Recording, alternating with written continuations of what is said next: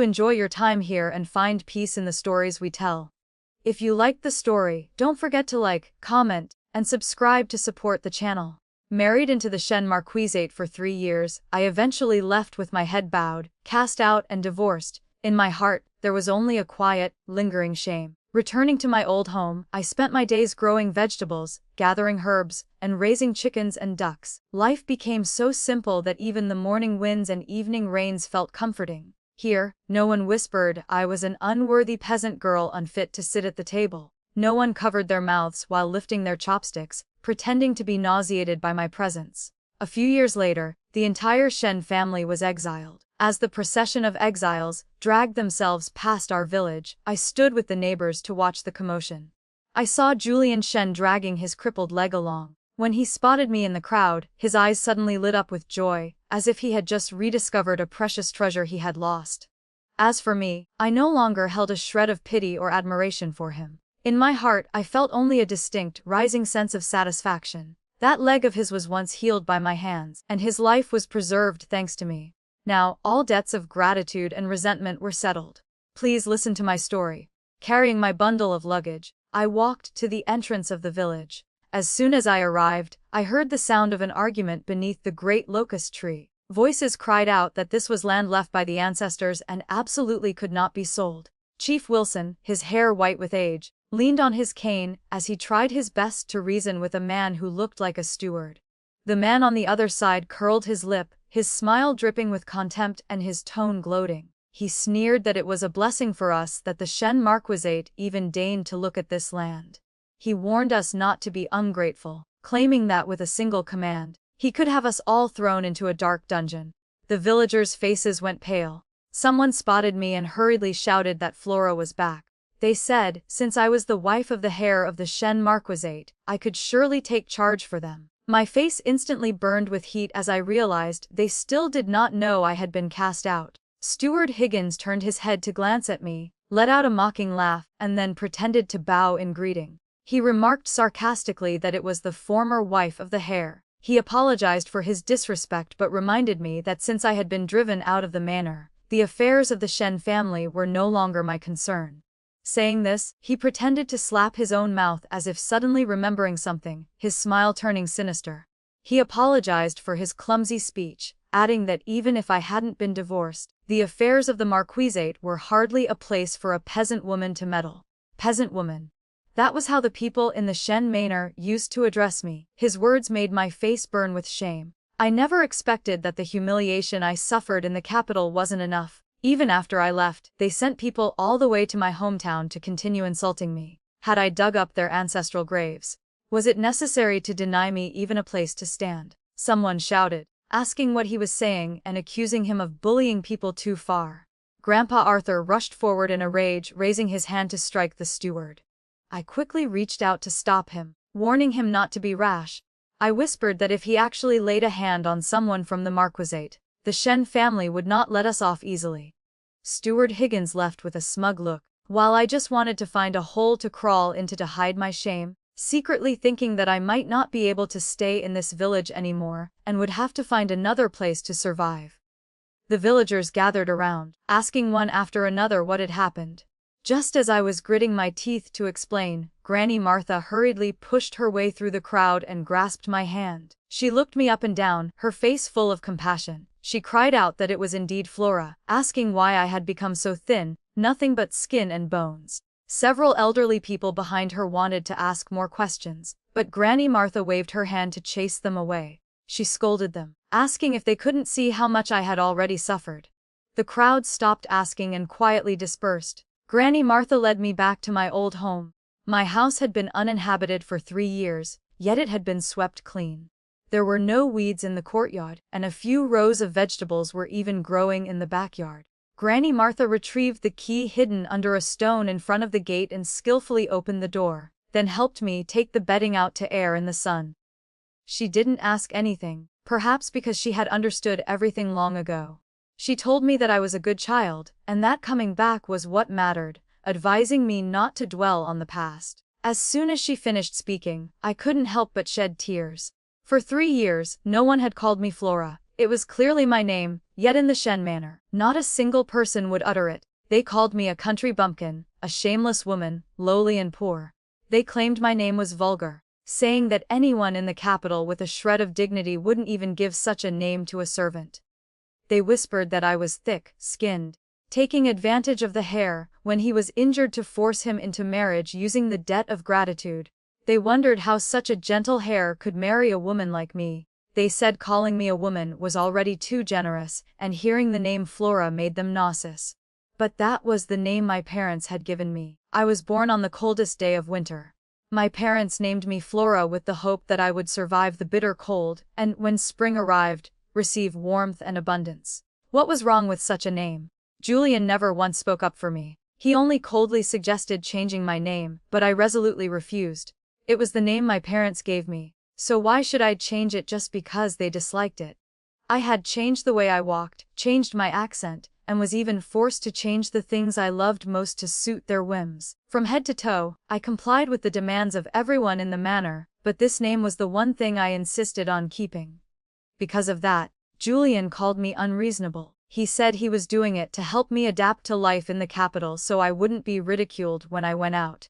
He asked why I was so stubborn and refused to understand his difficulties. He admitted that I had saved him and healed his leg, but claimed he had also brought me to the capital and given me a life of wealth and glory. He asked what more I wanted, telling me, Flora Zhao, not to be insatiably greedy. I had never asked for that much. The glory of the capital was never what I desired. All I hoped for was harmony between husband and wife, and to live like a normal person. 5 years ago, while gathering firewood on the mountain, I accidentally met Julian Shen, who was critically injured. I brought him home and did my best to heal his leg. At that time, my life was already extremely difficult, yet I still had to skimp on every grain of food to feed him day by day. He wore magnificent clothes, and his gestures and speech bore the demeanor of someone well educated. One look was enough to tell he was a young master from a noble background. I asked him where he was from so I could write a letter asking his family to come and pick him up. However, a layer of confusion clouded those peach blossom eyes. He looked at me and asked in a gentle voice, saying he had forgotten, and asked if I wasn't his family. At that time, my parents had passed away from illness, and I was left alone in the small courtyard. The villagers occasionally stopped by to help, but the days dragged on, bitter and incredibly cold. Julian's appearance suddenly brought warmth to my small house. I went all over the town and even up to the district to find clues, but no one knew who he was. Meanwhile, he always looked at me with expectant eyes, softening my heart, and in the end, I kept him. His leg was severely injured, making it difficult to walk. I even asked someone to build a wheelchair for him, and every day I pushed him outside to enjoy the breeze. He was grateful for me saving his life, always attentive and caring, and even taught me how to read. More than half a year later, his leg had recovered somewhat, and it was time for him to leave. The villagers began to gossip, and Chief Wilson anxiously introduced a match for me, saying he wanted to help me find a husband who would marry into my family.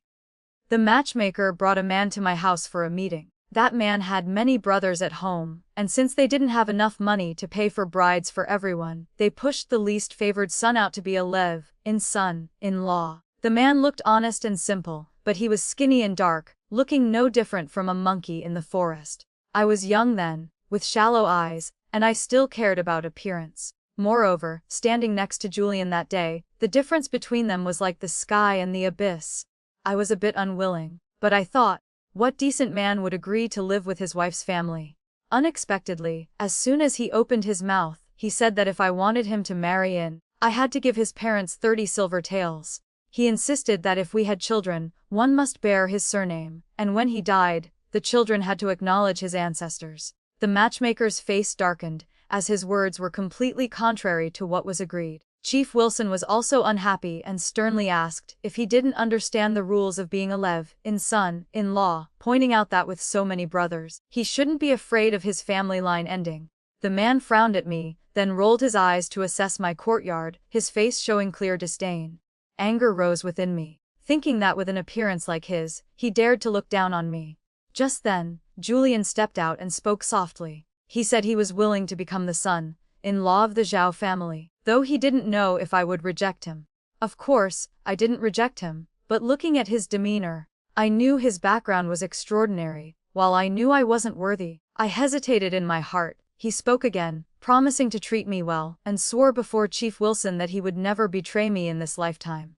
At that time, I was confused and believed him to be sincere. June, my neighbor, mocked me, telling me not to be delusional, saying Julian was not someone who could live the life of a farmer. Not only did I refuse to listen, but I also declared clearly that I didn't care, and if Julian wanted to leave, he could leave at any time. My words became a prophecy. We had been living together as husband and wife for little more than a year when people came looking for him. It was also then that he told me he had regained his memory, but hadn't dared to say anything for fear of making me sad. Then he said he missed his family and wanted to return to fulfill his filial duties, persuading me time and again to follow him to the capital. He promised to treat me well, to let me live a life of glory, becoming a person above 10,000 others. I finally followed him to the capital, only to become a peasant woman who couldn't even sit at the same banquet table in the eyes of everyone in the Shen Marquisate. Thinking back now, there was no memory loss, and no true marriage. It was all a lie to deceive me. The villagers came to my house one after another. No one asked a single question. They just rolled up their sleeves and got to work. Someone repaired the old house, while others filled the water jars. One could tell the difference between an inhabited house and an abandoned one at a glance. The aunties brought handfuls of rice or a few eggs to help me fill the cold kitchen. They told me it was good that I was back and not to dwell on the past. That's right, Flora. You've been gone for years, and everyone missed you. Flora, your third uncle passed away last year. On his deathbed, he kept mentioning you, afraid that you wouldn't live peacefully in the capital. Now that you're back, remember to visit his grave and light some incense. I froze. Third uncle was dead. Granny Martha looked surprised. She said they had written a letter to inform me. Although third uncle had told them not to say anything, everyone thought that since he was my only relative, I should be notified. But I had never received a single letter. Suddenly, I remembered that for the past 3 years, I had been sending letters back to my hometown, along with silver and medicine. At first, I received reply letters and gifts from the village, but after only half a year, there was complete silence. I grabbed Granny Martha's hand and hurriedly asked if she had received the box of ointment I sent her. Her expression changed slightly, then she blinked repeatedly and forced a smile, saying she had received it and it was very effective. But she hadn't received it. Granny Martha had never been good at lying. Every time she lied, she would blink continuously like that. I had always thought that although the Shen family valued rules and face, they wouldn't stoop to such base acts. I never expected them to be so despicable. They even dared to cut off correspondence between me and my hometown. Just because in their eyes, country people could not sit at the table, and the Marquisate could not associate with such poor and lowly people. It was truly outrageous. I pressed Granny Martha about what had just happened at the village entrance. Granny Martha sighed, explaining that a few years ago, this area suffered a natural disaster, and many families had to sell their fields to survive. The Shen Marquisate had also established a farm nearby, and seeing that our village's land was fertile, they wanted to buy it to merge with their estate. Land is the root of the farmer. Unless driven to a dead end, no one would agree to sell their fields. The Shen Marquisate possessed millions, yet they still wouldn't spare the livelihood of the common people. It was truly bottomless greed. Granny Martha advised me not to worry, saying they had only come twice and hadn't done anything too excessive yet. She told me to rest assured, as the current magistrate was a good man. If not for his compassion for the people, we wouldn't have survived the disaster a few years ago. I silently thought that His Majesty was strictly punishing corrupt officials and powerful families who abused their power. No matter how powerful the Shen Marquisate was, they wouldn't dare to act recklessly. However, the saying that higher officials pressure lower ones was not without merit.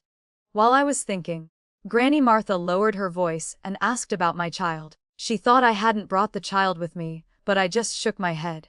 There was no child. The reason I was divorced was precisely because I hadn't given birth in 3 years, the ultimate crime of unfilial piety. If not for that, I feared I would still be trapped in the Marquisate. Grandpa Arthur pushed his way in, grabbed my wrist to check my pulse, his face turning pale then white. He gave a cold snort and turned to leave. After everyone had dispersed, he quietly returned and shoved several packets of medicine into my hand. He told me to follow him up the mountain tomorrow to gather herbs, and to drink 1 dose every day for half a year. seeing my confusion as I took them. He couldn't help but knock me hard on the head. He called me an idiot, asking what he had told me before I left all those years ago. Had I thrown all his teachings to the back of my mind? He asked if my brain was waterlogged, daring to drink that potent medicine for 3 years. I didn't have children not because I couldn't conceive, but because the Marquisate wouldn't let me. Not long after entering the manor, I had actually fallen pregnant, but the child was lost shortly after. At first, I thought my body was weak from the long journey, but later I learned that Julian's mother had ordered someone to poison me, forcing a miscarriage. She thought a peasant woman like me was an eyesore, even as a rough servant, so how could I be allowed to give birth to the eldest grandson of the Marquisate? She claimed that if word got out, her grandson would lose face, and the reputation of the Shen Marquisate would be ruined. Julian knew everything, but he didn't tell me. If I hadn't accidentally overheard it, I probably wouldn't have known until the day I died. He even claimed his mother cared for me and invited a doctor to examine me. The doctor said the miscarriage had damaged my body, and that it was best not to conceive for the next few years. So they prescribed medicine for me, forcing me to drink it after every time we were intimate, claiming they were afraid an accidental pregnancy would harm my health. Alone and helpless in the Marquisate, my every word and action was scrutinized. I didn't dare take a wrong step, living in constant fear until my mind became dull. I believed whatever they said, sometimes even thinking that although my mother-in-law looked down on me, she wasn't so malicious. But gradually, I woke up.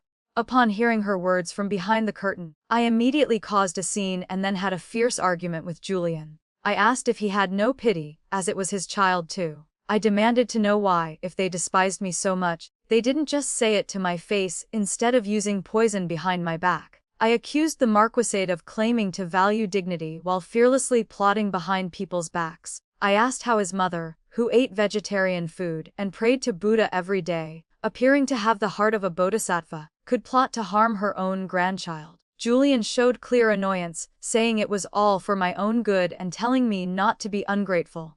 He asked what good it did for me to know, reminding me that she was his mother and asking what I expected him to do. He claimed it was all for us, hidden only to spare me distress, and asked why I couldn't understand his mother's heart. I slapped him, feeling nothing but disgust. Good for me, it was clear they despised me. Unable to control Julian, they used every trick on me.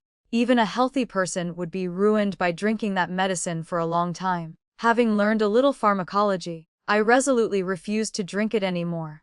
But the people sent by Julian's mother forced the medicine down my throat, mocking me coldly as they did so.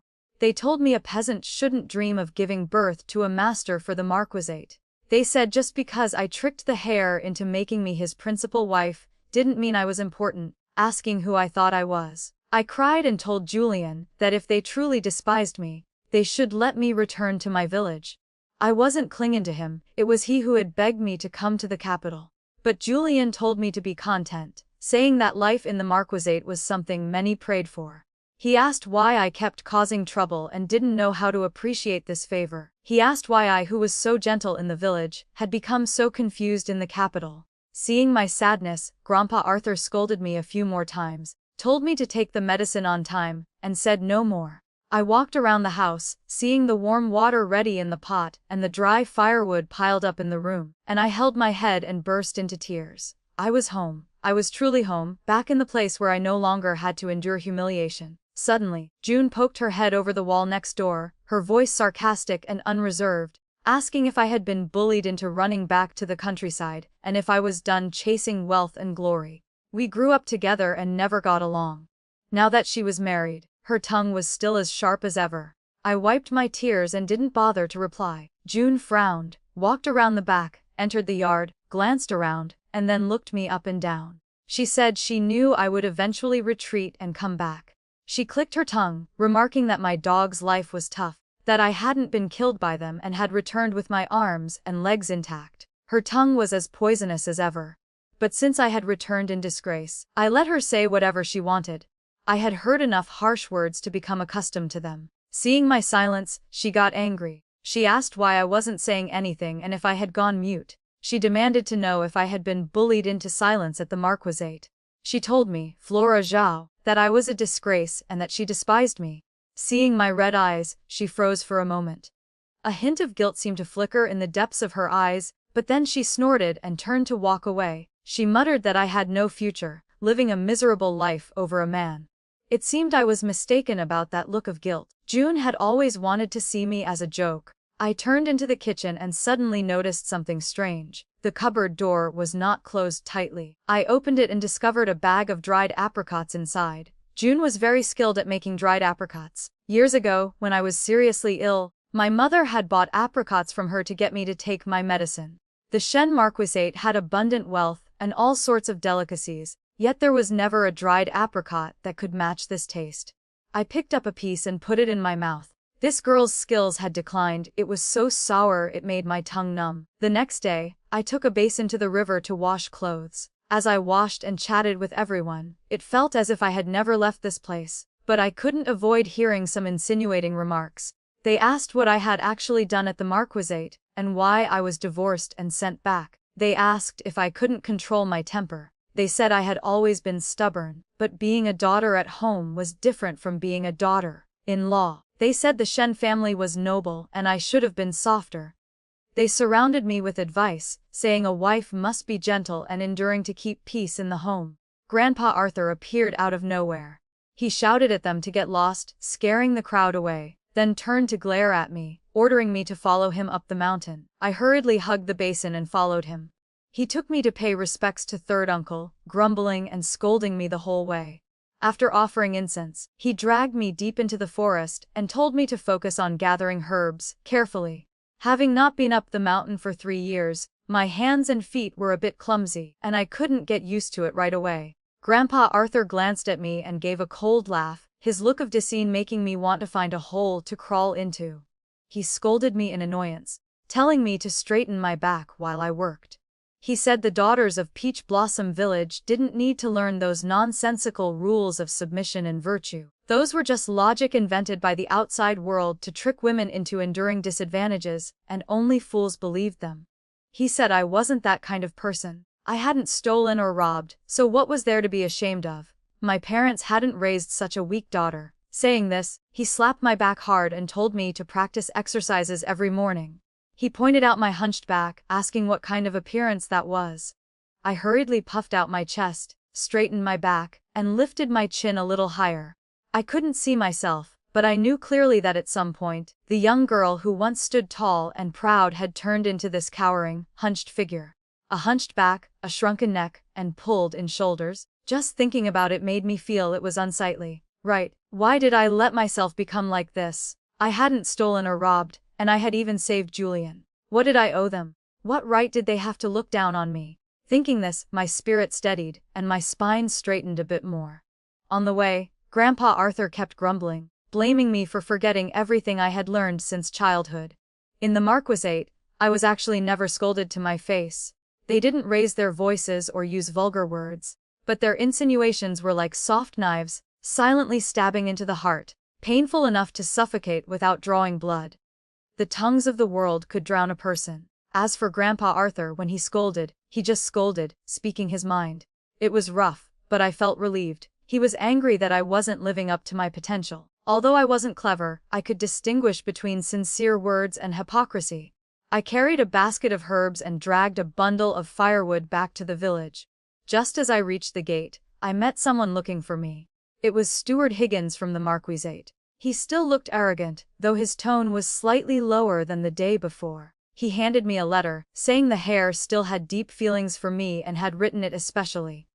A light letter was presented before me. Before I could reach out to take it, Grandpa Arthur snatched it and tore it into pieces. I was stunned. The steward was also dumbfounded. He yelled at the old man, asking if he wanted to die for destroying a letter written by the heir himself. He shouted and was about to strike, so I quickly stepped in front of Grandpa Arthur. I told him the letter was sent to me, so how I handled it was my business. Perhaps he thought Julian still cared enough to write to me, meaning he hadn't let go, so he didn't dare to be too presumptuous. He just gritted his teeth, made a few nasty remarks, and demanded a reply. I replied that there was no return letter and told him not to disturb me again. He angrily told me not to be smug, then turned to warn the villagers. He said from now on, No one was allowed to go up the mountain to cut wood or gather herbs because the mountain would soon belong to the Marquisate. After the steward left, I turned to look at Grandpa Arthur. He glared back and shouted, asking if I still wanted to read the garbage written by that man. I was stunned and said of course I didn't want to. No matter what he wrote, it wouldn't be anything good. He said that was right, asking why I was still standing there, and telling me to take the firewood home while he went to find the village chief. The villagers gathered, telling each other about the steward's threats. Chief Wilson was also worried and hurriedly sent someone to the district to inquire. Late at night, Grandpa Arthur returned wiping sweat, his face heavy as lead. He said those animals had bought the mountain behind the village. From now on, the mountain belonged to the Marquisate, and we were not allowed to go up there anymore. Someone had gone up to look and confirmed that the Marquisate's people were driving stakes and building fences to enclose the entire mountain. When we went up there, they even released dogs to bite people, cursing us as a bunch of poor wretches. They told us to get lost and not to dream of plucking even a blade of grass from the Shen family's mountain. Everyone's face turned pale, and sighs were heard everywhere. Without firewood for heating in winter, wouldn't people freeze to death? Usually, building houses, repairing houses, and making furniture all relied on wood from the mountain. Those people were truly shameless. Our ancestors had looked after that mountain for generations, so how could it suddenly belong to them? That mountain was the treasure of the whole village, full of wood, wild vegetables, and precious medicinal herbs. Now that the mountain was gone, everything would become inconvenient. Someone turned to look at me, their voice filled with resentment. They asked how I had offended the Marquisate, saying they never expected that saving a person back then would bring disaster to the village. Chief Wilson waved his hand to cut them off. He told them not to speak anymore, saying this couldn't be blamed on Flora. The Marquisate had been eyeing this area for a long time. He told everyone to look at the neighboring villages and see if any family had managed to keep their land. Granny Martha added that before, when I was still in the capital, the Marquisate's stewards had to respect my status and didn't dare to act recklessly. She said that considering everything, they should actually thank me. I was so angry my face burned. I really shouldn't have saved that animal, Julian, back then. If I had known this would happen, I would have let him die on the mountain. Chief Wilson told everyone to stop complaining and said he would continue to find people to gather information. My heart was also anxious, so I followed the chief to the district town to inquire. The chief intended to find a clerk to listen for news, while I aimed straight for the magistrate. Notices were pasted in front of the government office about various policies, and I heard the common people saying this magistrate was a good man. Indeed, there was something on those notices I could use. I followed Chief Wilson into the government office. When we met the clerk, I immediately took the initiative to report that our village was willing to try planting the new crops encouraged by the court. I only asked that when selling the mountain, the government could leave a strip of the edge so the villagers could still go up to gather herbs, collect firewood, and dig for wild vegetables to survive. The clerk was stunned, evidently not expecting me to dare to propose conditions. He asked why he should agree to me. Chief Wilson was so anxious his face changed color. He tried to pull me back, but after thinking for a moment, he just blushed and remained silent. Undeterred, I pointed outside the court. I said I saw the notice stating the court was encouraging people to try planting new crops, and if successful, the entire yield must be sold to the government office. But new crops were risky, and people didn't dare to casually gamble with their fields, wasting land, effort, and time. I suggested that Magistrate Henry Tao must be anxious to find people to plant them on a trial basis. During my 3 years at the Marquisate, I occasionally went out. Every time I did, I tried to ask for news from home. Thanks to that, I knew the court had sent envoys to distant regions to bring back some new crop varieties. Now there were places where they had been successfully planted, but they still couldn't be popularized. The people had never seen these types of plants and were afraid of wasting land and labor, so no one dared to risk their own fields to try. The imperial court then issued orders to the prefectures and districts, requiring them to promote the planting of new varieties. The notice outside the government office was written clearly like that. If our village took the initiative to experiment, it would surely leave a good impression on the magistrate. Sure enough, the clerk, who was having a headache over this matter, listened to me and pondered for a moment before hurriedly going inside to ask Magistrate Henry for instructions. Before long, the magistrate personally stepped out. He was only about 20 or 30 years old, with an upright temperament and eyes as sharp as a mirror. After asking about the details of the situation, he nodded slightly. He said the imperial court had a regulation that when ownerless mountains were sold, a portion of the land must be reserved for the people's livelihood.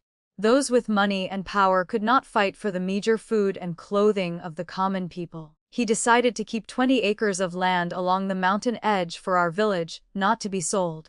He strictly instructed that we must take careful care of the new crops like peppers, sweet potatoes and potatoes. He said he would send someone to check periodically, and if we were lazy and did it perfunctorily, we would be severely punished. I immediately replied, asking the official to rest assured. I said that for farmers like us, the plants in the fields were our lives. Even if we had never planted them before, as long as they were sound, we would dedicate ourselves to caring for them.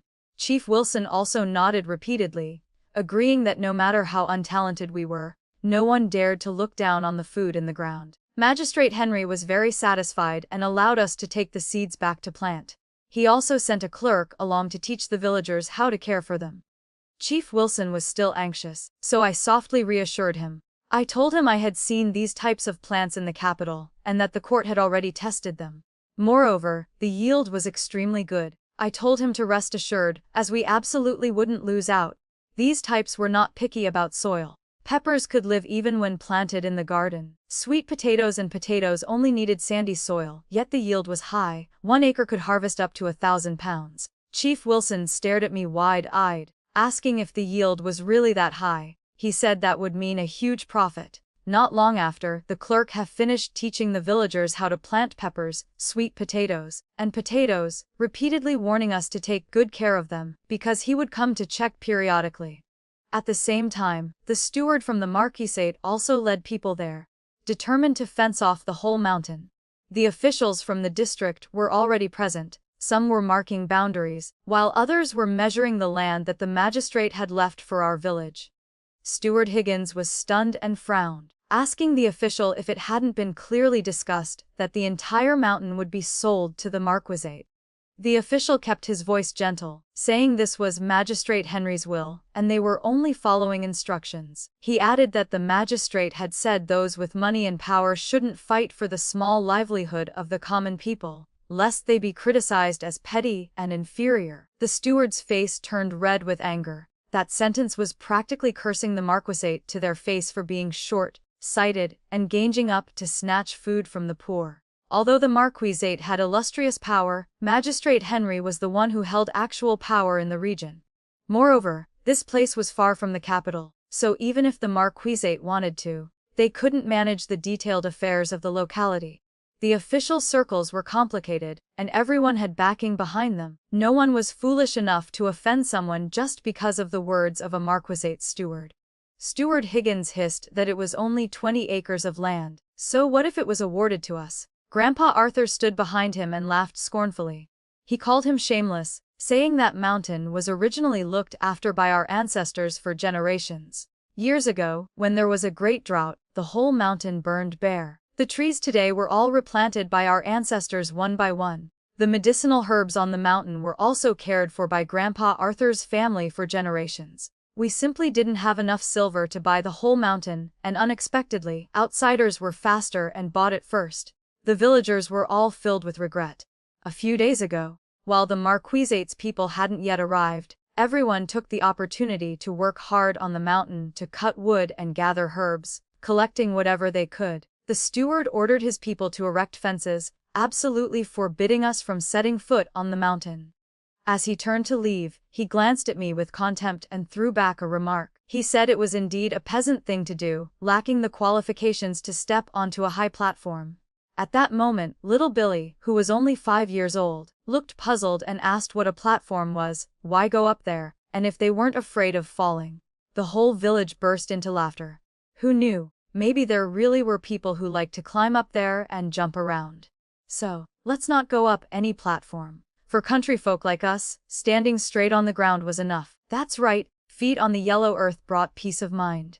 Despising us as peasants, if they were so capable, they shouldn't eat the rice and vegetables we peasants grew. Since only 20 acres of land along the mountain remained, Chief Wilson said we couldn't continue to chop indiscriminately like before. The mountain had to be planned properly to preserve precious trees while maximizing firewood for the whole village.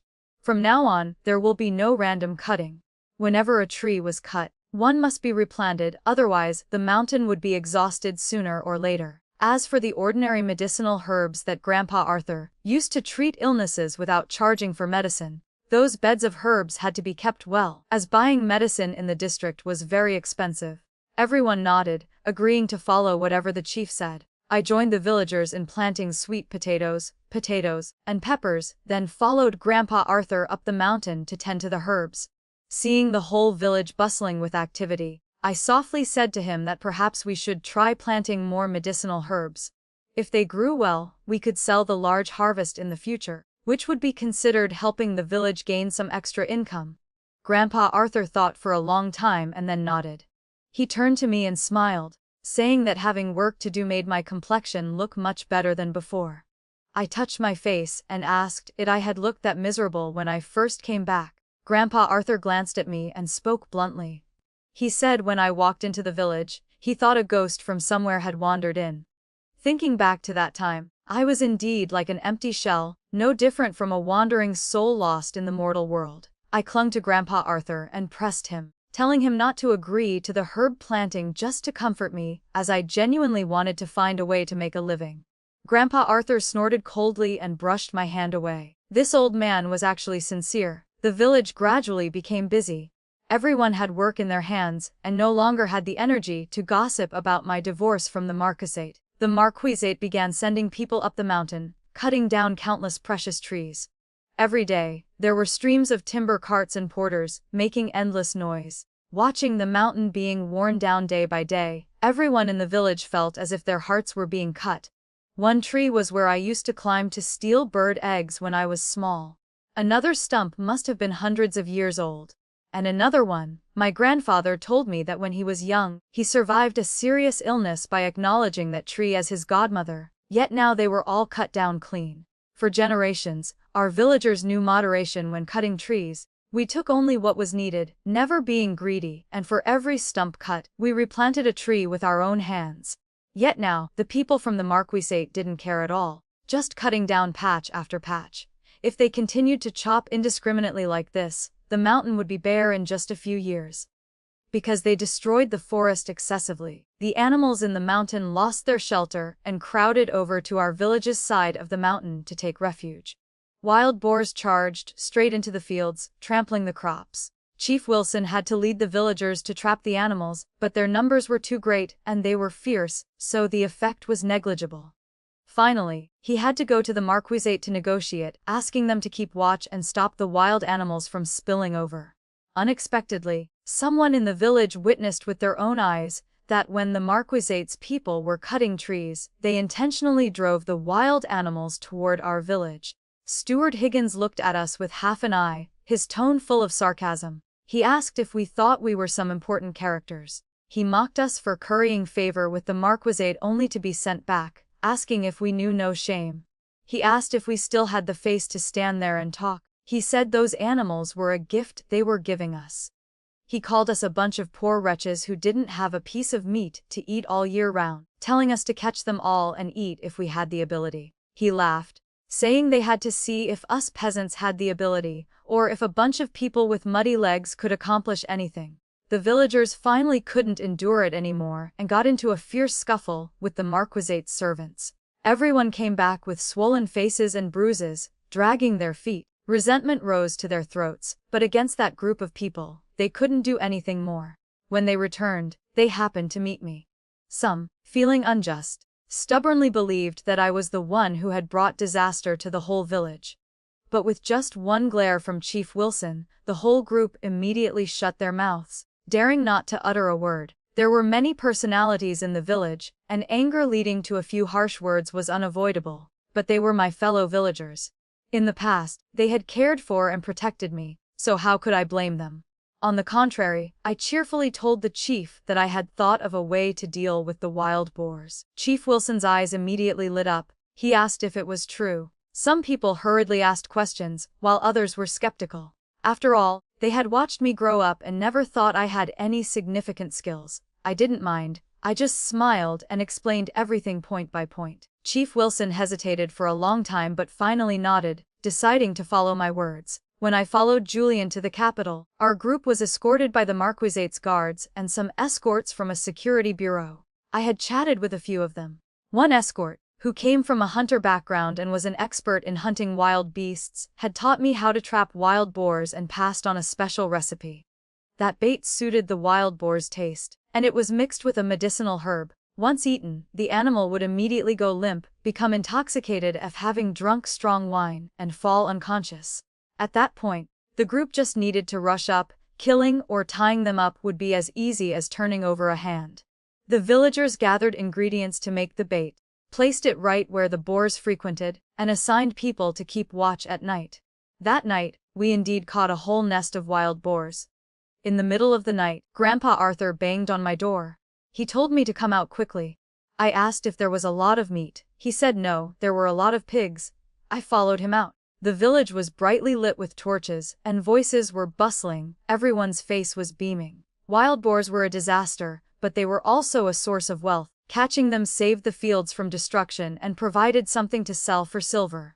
Over the next few days, the edge of the village continuously netted wild boars. Hares and pheasants also fell into the traps. What could be sold was sold. What couldn't be sold was made into dried and smoked meat to save against hunger in the winter. During those days, every house smelled of fragrant meat, no different from an early New Year celebration.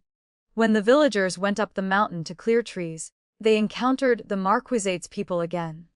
The group of villagers patted their bellies and laughed heartily. They exclaimed that they had eaten so much meat they were sick of it, and they had never lived so comfortably as in the past few days. They said it was all thanks to those people delivering precious gifts right to their door. The faces of the Marquisate's people immediately darkened. They didn't understand what the villagers were gloating about, only feeling a lump of discomfort in their chests.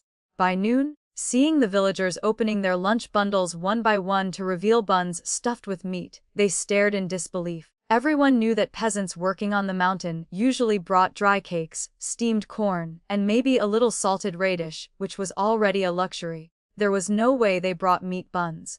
Only then did they suddenly realize. Had all the animals been caught by Peach Blossom Village? And they had even made them into meat to eat. Was it that impressive? The people of the Marquisate originally thought it was just a momentary slip that allowed the villagers to benefit. When they discovered the wild game had been wiped out, they stopped intentionally driving animals toward our village and turned to hunting for themselves. They were numerous and had weapons, so hunting was many times easier for them than for the peasants. Having meat, they arrogantly showed off, but the villagers didn't bother to care, because no matter how much wild game was caught, everyone's eyes were still fixed on the trampled fields. Those young rice shoots were the livelihood of an entire season. For the people, that was life. Every sprig of seedling was a treasure. At that time, the sweet potatoes and potatoes had sprouted simultaneously, greening the whole field. Just looking at it, one knew this harvest would surely be bountiful. The villagers were all excited, their eyes filled with expectation. The imperial court had just promised to purchase at the price of coarse grain, so there would be an additional large income.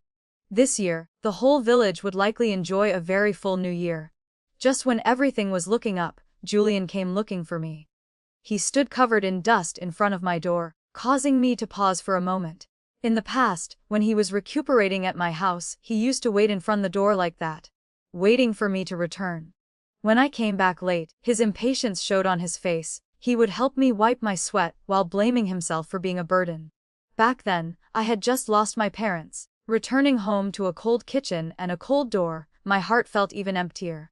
Just having one person standing there waiting for me was a bit of warmth to cling to. Yet in just 3 or 4 years, everything seemed a lifetime away. I walked straight into the yard, pretending not to see him. He immediately stepped up to block my path. He asked me, Florajao, why I had been opposing his people lately. I frowned slightly at him. Was he crazy? He continued, asking if I had thought it through. I asked what I was supposed to think about. He lost his patience slightly. He asked what I thought about the matter he wrote in the letter. Only then did I realize. I told him I hadn't read the letter and didn't know what he wrote, but whatever it was, I didn't care. I called him Lord Julian and said that since there were no longer any ties between us, he should please step aside. Finishing my words, I pushed him hard to the side, opened the door, and slammed it shut. I didn't expect him to squeeze in, standing in the middle of the yard and casually looking around. I started looking for the firewood chopper, weighing in my mind where would be a good place to hide the body if I accidentally hacked him to death. He acted sentimental, as if tracing old traces. He said that after 3 years of not returning, my yard was still as clean as before, though smaller and simpler.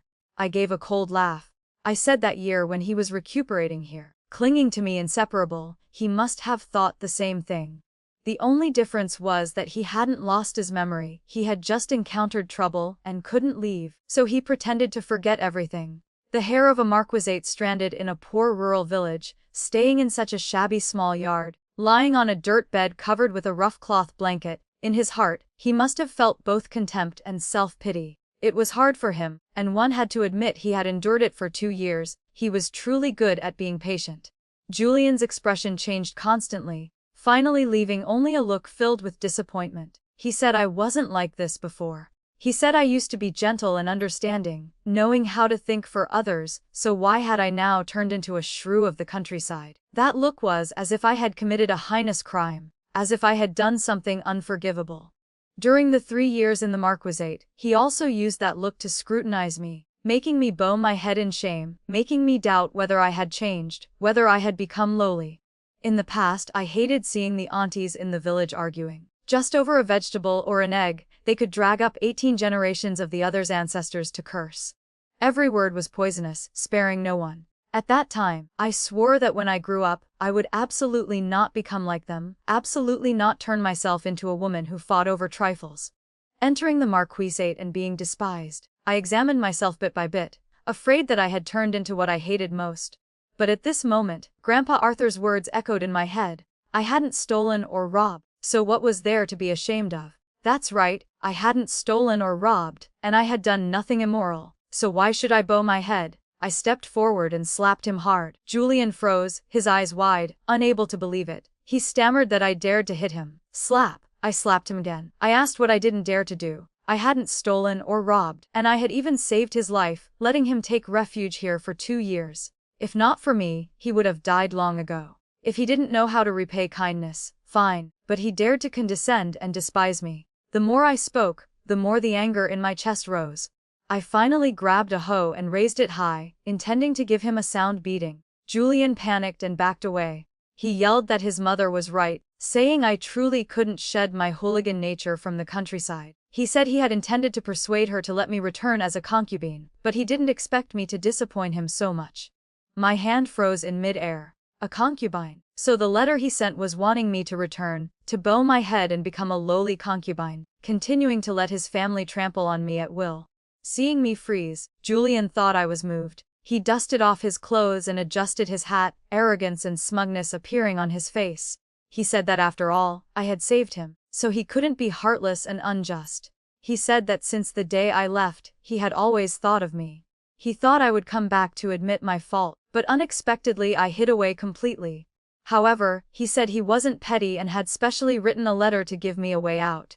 He rolled his eyes to look me up and down, his tone becoming even more condescending. He said it was still not too late to follow him back, but I had to fix this temper and change that name. He told me not to cause trouble anymore, saying he was doing this entirely for my own good. He asked if he didn't care for me, why would he travel thousands of miles to come here? Thwack! I swung the hoe down, anger rushing straight to the top of my head. I screamed that I would beat him to death, that animal. That blow made Julian roll out of the yard. He scrambled up, turned his head in anger, and yelled loudly. He warned me not to think he didn't dare to touch me. He told me to go back and think carefully, saying he would send someone to pick me up in a few days. I was so angry I threw the hoe after him. The tip of the hoe grazed his back by an inch, scaring him into jumping and shrinking his shoulders like a beaten dog. I should have broken his legs. I didn't know when June had been standing by the garden wall, arms crossed, watching the show. I glanced at her, didn't reply, bent down to pick up the hoe, and turned back into the house. June stood outside the wall, staring at me, and finally snorted coldly. She asked if I really intended to go back and be his concubine. I glared at her sharper than a knife blade, and asked if she was stupid. June pouted, her voice full of disdain. She said she had always thought Julian was using me to borrow my reputation and avoid marrying the princess, but who knew he still wanted to drag me back to be a concubine even after divorcing me. I stood there frozen, unable to believe my ears. I asked what she was saying and what princess she was talking about. June crossed her arms, her eyes full of anticipation to see a joke. She said that year before he left the village, she heard him talking to his subordinates. They said the old madam in the manor wouldn't allow any woman of dubious origin to be brought back, but Julian said he was taking me along to have a reputation for gratitude before the emperor. He said the emperor had once been saved by someone, so he highly valued those who repaid gratitude. The marquisate had fallen out of favor in recent years and wasn't being reused, so Julian wanted to use me as a token in the emperor's eyes. Furthermore, the second princess had taken a fancy to him, but he didn't want to marry her, fearing he would be restricted, so he dragged me out to be a shield. I stood there, stunned. For the past 3 years I had vaguely suspected why someone who despised me so much insisted on bringing me to the capital. I had refused and clearly stated I wanted to part ways. Even though I was terrified in my heart to step into a strange place alone, he looked at me with sincere eyes as if I were the only one left in the world, saying that in this life he only loved me, and was only sincere to me. I was blinded by those sweet words and followed him to the capital, entering the marquisate only to find him becoming more distant every day. How could a person change so quickly, from gentle to heartless, or was it that he had never been sincere and it was all a disguise? It turned out he hadn't changed, it was just me who had never seen through him. June still wouldn't let it go and continued to mock. She said by marrying me, he had an excuse to push away the princess while gaining a good reputation. Which other noble daughter would dare to offend the princess to marry him? But if he casually divorced or forced a girl from the capital into concubinage, such a big matter would be extremely troublesome. So marrying me, an orphan with no backing and no status, was the perfect plan for him. He didn't have to bear any consequences and could treat me however he wanted. After all, in their eyes, I was just a village woman. No one would ask if I was thrown away. Seeing me standing silently as if my soul had been drained, June pressed on, her voice becoming even more biting. She asked if I remembered that his leg never seemed to get better back then. She said I worried until I had a fever, ran up the mountain to pick herbs, and even sold the hairpin my mother left behind, just to buy medicine to save him, right? I nodded slightly. A cold thought quietly rose in my heart. Could it be that even that was fake? June laughed, a sound as cold as the winter wind. She said he faked it all. It was the busy farming season, and everyone in the village was saying he only knew how to eat and not work, so he decided to pretend to be crippled. How could a noble young master bear to get his hands muddy, so he pretended never to recover? She tilted her head to look at me, her eyes like daggers. She called me Flora Zhao, stupid to the point of being pitiable. She said I worked alone until I fainted, yet I still had to serve him every meal while he sat still enjoying life like an emperor, and he even dared to deceive me. She asked if I wasn't both stupid and cheap. That was right, I was both stupid and cheap. If June had said these words back then, I feared I wouldn't have believed them. So all the suffering that followed was what I deserved. June only stopped when she had vented enough anger. Sitting at her parents' house for a while, she leisurely went into my backyard and picked a bunch of fresh vegetables. When she left, she looked light and happy, as if she had released years of resentment. Seeing me staring at her, June immediately got angry. She asked what I was looking at. She said the vegetable garden behind my house was originally sound by her, and her mother looked after it for me. Moreover, she said I couldn't finish eating it all, and I could even afford to raise someone like Julian. So what was wrong with giving her some vegetables? I went into the house, took out a piece of soft cotton cloth, and gave it to her for her child. Leaving the capital, I hadn't brought anything decent, so gifts were rare. June wasn't polite, she took it and added a sarcastic remark. She said she thought I would return in brocade and glory, but who knew I would end up empty, handed after chasing a man, truly useless. As she picked up the vegetables and the cloth to leave, I called her back. I asked if she wanted to make dried apricots to sell. June frowned. She asked if that sort of thing could be sold and if anyone would buy it. Mentioning her specialty, she hesitated, afraid people would criticize the taste and not even bother to look. I nodded and told her if she wasn't confident, she could just make them, and I would sell them for her. Or if she was shy, I would buy them all. June widened her eyes, saying she hadn't reached the point of needing my charity. She told me to wait and see. She would sell them on self, and once she earned silver, she would wear gold and jade to dazzle my eyes. Not long after, her mother started quietly collecting fresh apricots in the village, claiming the family craved them. Seeing that activity, they probably collected quite a lot. As for me, I went to the district to investigate why Julian had suddenly come to this rural place. That man was selfish, deep, and good at hiding. How could he travel alone to this desolate place just for me? Sure enough, I found a clue. He was actually there by imperial decree to inspect the dike repair work upstream. A few years ago, that dike had been badly damaged, and this year the court had allocated a large sum of silver for major repairs. Concerned about corruption, they naturally had to send a trusted person to supervise secretly. But looking at his flamboyant appearance, with horses and carriages appearing openly everywhere, in what way did he resemble someone conducting a secret investigation? I was still following the clues when Julian blocked my path.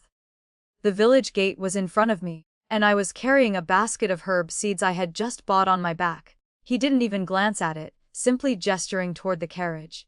He told me to go with him. His face was arrogant and his tone impatient, as if his condescending to come here was a great favor.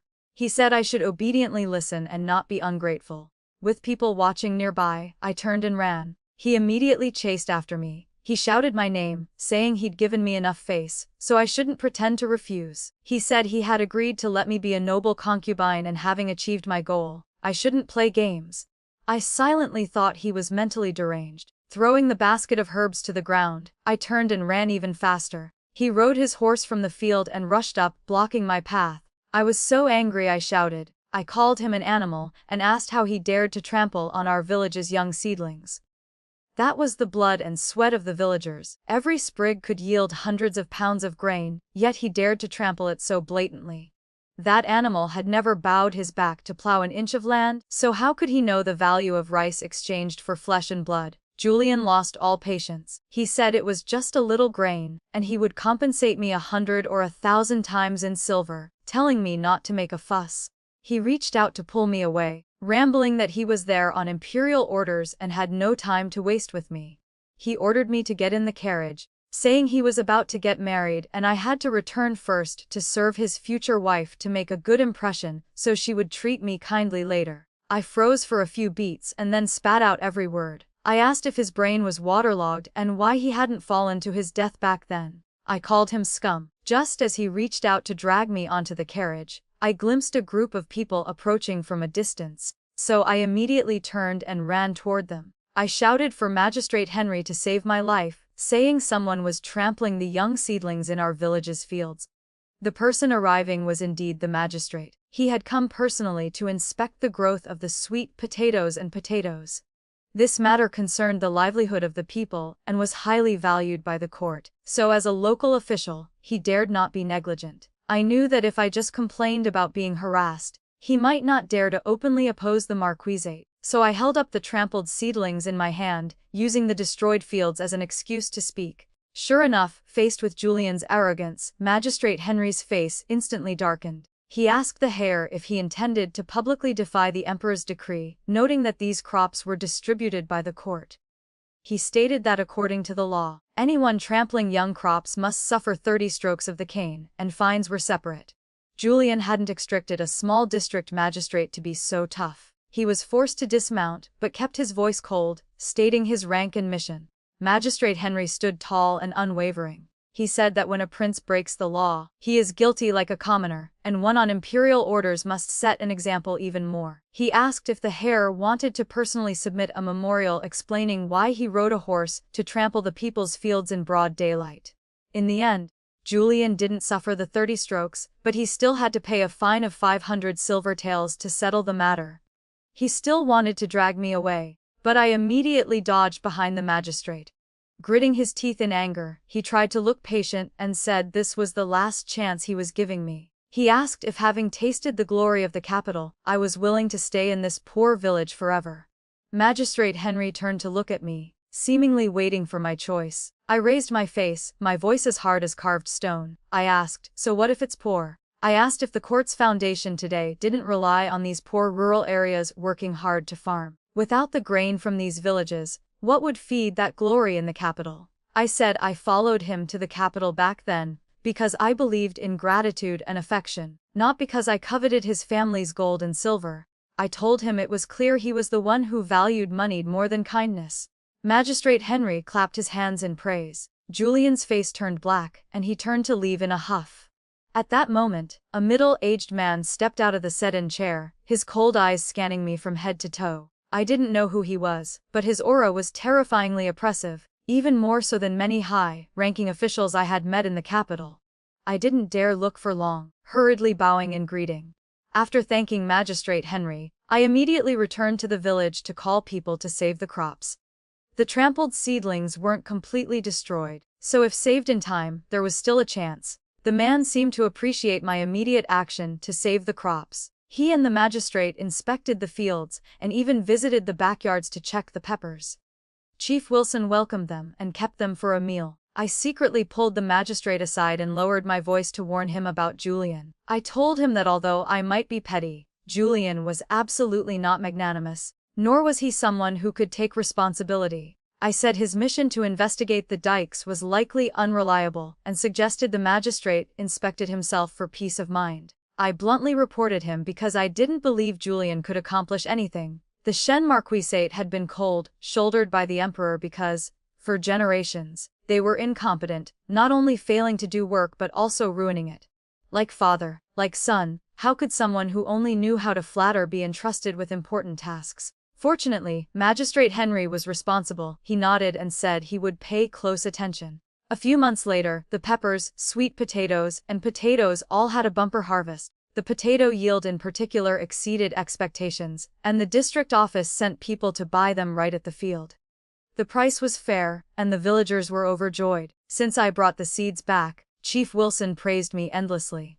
Granny Martha fanned herself and scolded anyone who brought up my past, saying I was a good child and the Shen family was blind. I didn't care and continued to tend the herb garden with Grandpa Arthur.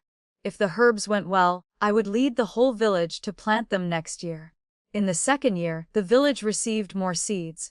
Skilled uncles were invited to other villages to teach planting techniques, returning with beaming faces. In the summer of that year, a heavy rain fell. The rain wasn't actually that heavy, yet the dike collapsed. The quality of the dike was terrible, gutted and cut corners to the extreme. Magistrate Henry trembled with anger. Fortunately, since the rain started, he had listened to my warning and sent people to monitor the dike closely, quickly evacuating the surrounding households, so casualties were avoided. However, the crops were washed away, causing hardship. Magistrate Henry immediately submitted a memorial, also reporting the Shen family's crimes of forcing people to sell fields and annexing land. Most of the evidence was secretly collected by me. No one knew what the powerful did in secret better than us commoners. I had gathered information while teaching farming in neighboring villages, recording everything from Steward Higgins hiding private money to forcing girls into concubinage. Being chased out of the manor, I was once terrified of their power, but I wasn't made of clay. I was determined to repay that humiliation. Moreover, if the Shen family wasn't removed, they would eventually swallow our village. Finally, Julian's father was sentenced to beheading, and the rest of the Shen family were exiled. Magistrate Henry personally came to deliver the news. When the procession of exiles passed by, I went out with the villagers to watch. Heavens, wasn't that Julian? That ungrateful wretch, his leg was crippled again. June, having just returned from selling dried apricots at a good price and wearing a silver hairpin, stood next to me gloating. She told me to look closely, saying Julian in prisoner clothes looked miserable, and even her husband looked many times better. I just smiled slightly. I saw him. Julian stood among the crowd, his leg lame, his body thin as a stick, looking so miserable it was hard to recognize the arrogant figure of the past. His mother and sister were fighting over a steamed bun, completely devoid of their former nobility. As if sensing something, Julian turned his head. When he saw me, his eyes lit up with excitement. He struggled to stand and stumbled over. He asked if it was me, Flora, and if I had come to save him. Save him? I came to see his end. I looked him in the eye and smiled coldly. I asked him how it felt now that he wasn't even equal to mud-legged people like us. The hope on his face collapsed instantly. He looked down at his wretched body, ashamed enough to want to burrow into the ground. He mumbled to himself, as if saying a few more words would soften my heart like before.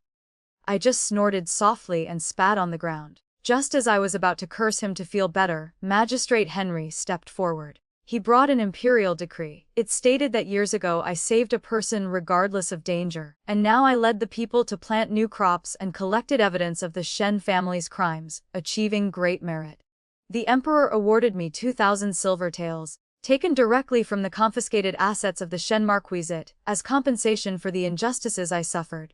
2,000 taels. I almost cried holding the decree. The neighbors looked on in admiration. Magistrate Henry further announced that the Emperor had decided to return the mountain at the village entrance to the people of Peach Blossom Village. From now on, that mountain belonged to the whole village and could absolutely not be sold. The villagers burst into cheers, shouting "Long live the Emperor." I held the banknotes tightly, turned to look at the Shen family group, and smiled as brightly as the spring sun. Their faces were pale and ugly, pressed by the ridicule from all sides. They could only bow their heads and slump their shoulders. Julian wanted to say something more, but the official whipped him and dragged him away, giving him no chance to utter half a word. I used the 2,000 silver taels to buy herb seeds and new crop seeds, leading the whole village to expand the cultivation of medicinal herbs. The villagers' lives improved day by day. Everyone said I was the village's lucky star. I planted a few more apricot trees and told June to give us a good price when the season came. June nodded, looking proud. In the village, house after house built tiled roofs and brick walls. Under the eaves, dried meat hung everywhere. When the new year came, laughter filled the air. At the beginning of that year, Julian died. Magistrate Henry sent someone to pass the news, saying that before he died, he left a letter for me. I took it and casually threw it straight into the kitchen fire, letting the flames swallow every stroke of the characters. I had stepped into a new life. Someone like him was no longer worth even a moment of my concern. The days I built with my own efforts, every passing day was a good day. Flora's journey illustrates that true nobility is not defined by titles or wealth, but by the integrity of one's character and the labor of one's hands. While arrogance and ingratitude inevitably lead to ruin, resilience remains the ultimate triumph. Flora did not need a high platform to stand tall. She found her strength rooted in the yellow earth and the support of her community. Her story reminds us that no matter how harsh the winter of betrayal may be, spring will always arrive for those who refuse to surrender their dignity, proving that living well is the only revenge that truly matters. The story ends here for now. If it touched your heart or left you thinking, I'd love to hear your thoughts in the comments. Please like, subscribe, and share Raccoon Tale to help more stories come to life. See you in the next tale.